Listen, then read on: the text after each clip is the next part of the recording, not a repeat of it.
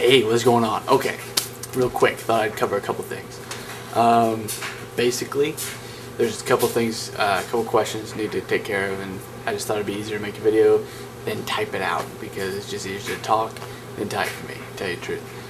First question that keeps coming back is, why is context that important? Context is not that important. Your point is retarded, basically.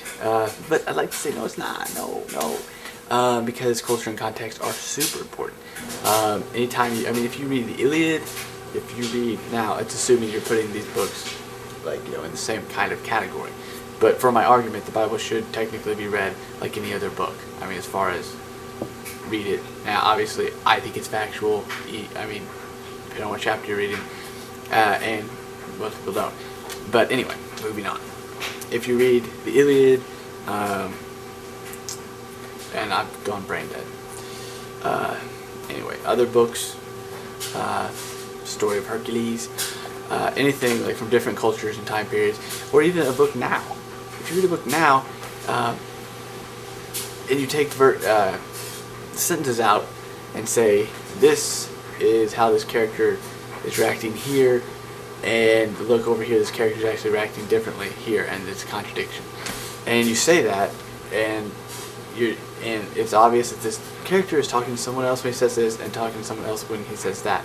Then you'd say, well, that's dumb. You can't say that about the character. But you're doing it to God. You're saying God says it here, God says this here. It's different, but it's the same thing. Where he's talking to somebody else, and then over here he's talking to somebody else. It's just, so it's not a contradiction. He's just talking to two different people. It's that simple. Now, as far as why it's not that important, it is that important. Because like I said, if you do that to any other book you read, it just sounds dumb. It sounds like, if you do this to any other book, of course it's going to sound stupid. I think my dryer's about ready to explode.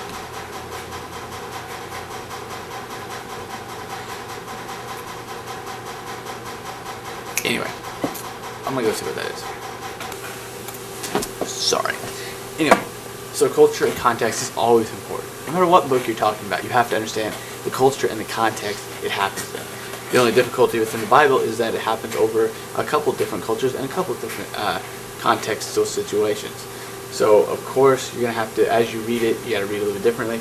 There's different kinds of text in the Bible. There's poetry, there's allegory, there's prophecy, and there's just storytelling as far as that goes. It should be seen literally, whereas the others can't be because of the way they're written. It's just that in one sense, you have to approach the Bible just like you would any other book, because it's a story as far as beginning to end. And then there's other times that you have to approach it as a book, but you have to understand that in that story, there's a bunch of different types of genres of literature. So, understandably, that's a little bit difficult, and I'm not expecting everybody to get it. I don't even get it a lot of times, because you have to shift your thought process depending on what you're reading to kind of understand what it's talking about. But if done right, you can do it. You just have to put a little bit of work into it, because the culture's just so far. The culture's a long time ago. I'm going to do a video here in a little bit about sort of like that, but I don't have time in this video, and that's not the purpose of this video. Secondly, how much time I left? I have plenty of time. The second question was, how are God's chosen people chosen? If God created everyone equally, how can they be chosen but everybody be equal? Basically, this is the question. And it's simple. A long time ago, I'll make this as short as possible. Abraham was a guy living in a culture that had many different gods, and his family worshiped a bunch of different idols. And they didn't really have one God; they had a bunch of different idols and different gods, just like everybody else. And God, the one God, the God of the Bible, comes to Abraham and says, "I'm going to make a new nation out of you, and everyone will be blessed through you. Everyone will be blessed through you." Which basically, at that point in context, doesn't make a whole lot of sense. But if you read later, you see down the genealogy through the time Jesus comes, everyone's blessed through. Camera shut off. Okay, everyone's blessed through Jesus, as far as Jesus dies, justifies everyone in God's eyes. So there's no need for sacrifice, though there wasn't really a need for sacrifice before. Like I said, I'll explain this later. And everyone can now come to God because Jesus died. Basically, he's the forever sacrifice. No one has to do anything else anymore. Everyone's justified. The only thing that's left for us as humans to do is respond to what God did for us. So as a chosen people, they were chosen because they were set apart to be the nation that worshipped and showed everyone else what the one true God wanted or desired, I guess is a better word. And through them came the Savior of all humanity.